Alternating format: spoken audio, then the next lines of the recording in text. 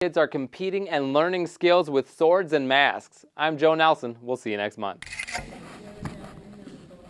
It seemed like really fun. I saw like a YouTube video of people fencing and I wanted to try it. My brother did it when he was in 6th grade. Kids in Andover are taking different paths to find a sport many only see on screen. When I tried out some other sports and other things, they just didn't always work out for me.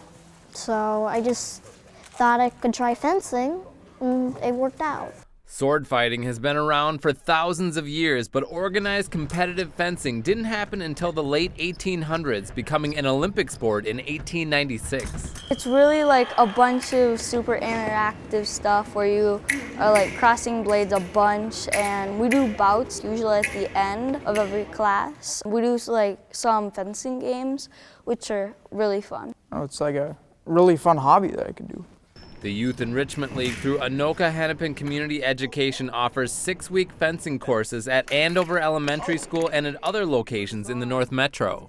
Fencing is a sport that attracts like non-traditional athletes. It attracts solo athletes, people that don't really like team sports, but still want to be competitive and still want to be active. So I'd say that's our fencing target. And too, Minnesota is actually a surprising hotbed for fencing in the States, so it's a great place to be if you want to be a fencer. Denise Finestad of Ramsey says parents' initial opposition of the sport over safety quickly retreats. The fact that they provided all the equipment was a real plus. I think if it was something that we had just approached on our own, I wouldn't really have known where to start. I would have had more concerns then about the swords and what kind of weapons they were using, but I think the program is well run and the kids are safe. I would hope that after they see the equipment that we have and the safety and the restrictions that we put on kids, that they would lose those fears, because we do try to be very, very safe. We have extra protection, we have chest guards, we have puncture resistant materials all over the place. If there's a sword in your hand, you're wearing a helmet, things like that. Ready, fence. Instructor Sam Todd says he hopes to pass on his fondness for fencing he found in Forest Lake at 14. I just liked being able to fence in a club format. And I did that basically up until I started teaching these classes, actually. Moving from competitor to referee to instructor, Sam says he enjoys seeing the students' skills advance in each lesson. Halt! I do encourage everybody to fence against everybody else, because if you fence against somebody that's a lot older or more experienced than you are, I feel like it's the best way to build your skills, because you're not necessarily going to win, but you're going to have more of a challenge. Today, Alex, I could see that he was using almost all of the moves that I had taught him. He was disengaging, he was using his blade work properly, and he was a first-year student, but he still got second place. Improving for beginners and even more experienced fencers means facing off against intimidating opponents. Halt!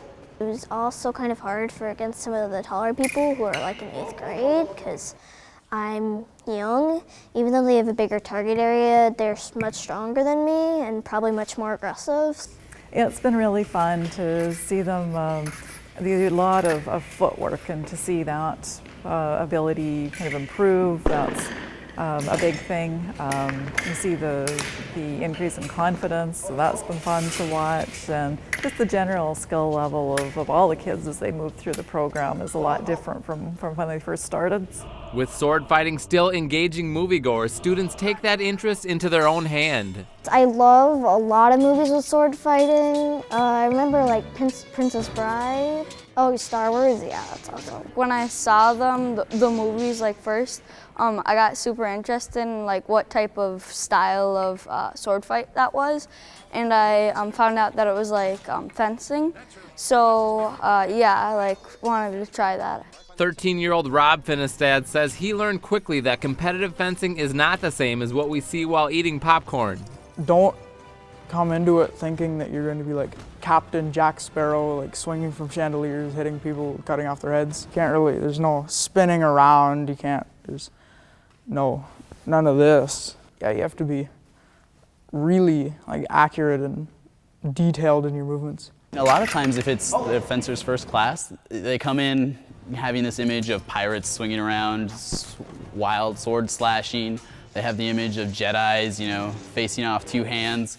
we have to kind of break them of that, because fencing is a very precise sport. When students get aggressive or even frustrated in fencing, a lot of times what comes out are these big, wild slashes. Now, there are specific penalties in place to deal with that, and moreover, I try and tell everybody that if you see your opponent going, too aggressively, use that to your advantage. Take advantage of their lack of composure, and then get your blade around theirs and finish your attack.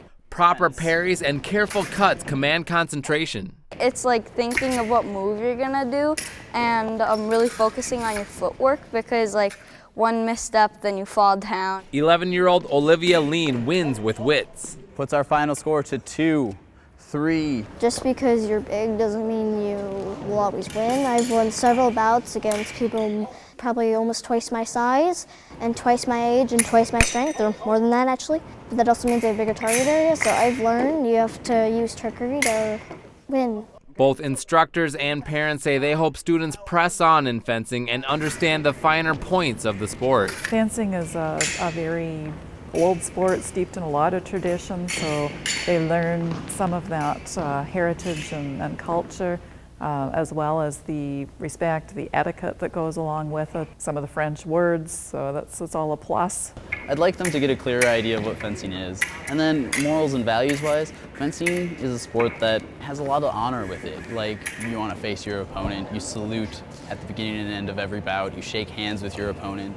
You should just feel a slightly better sportsman after fencing. It feels like I can do much more because I accomplished some parts in my life, so yeah, I'd like to go on. I think I'm gonna go pretty far with it because it's something that I really enjoy. Well, I don't know if I'm gonna go to the Olympics. That's big, but I'll probably go pretty far. So I think of it as a jumping ground. So you start here, get your toes wet in fencing, and decide where you want to go. Spreading conversation on fencing to pump up participation is a target for these students, telling those on the outside who wish to slash a saber. It's an hour and a half out of your day. I mean, yeah, it's super fun. There's a lot of publicity around the team sports. It's pretty easy to find those in the community. Fencing is a little out of the usual realm of things. So I know different times I've talked to parents and I'll say, oh, what does your older son do? And I say, well, he plays tennis and he fences. And they say, oh, fencing.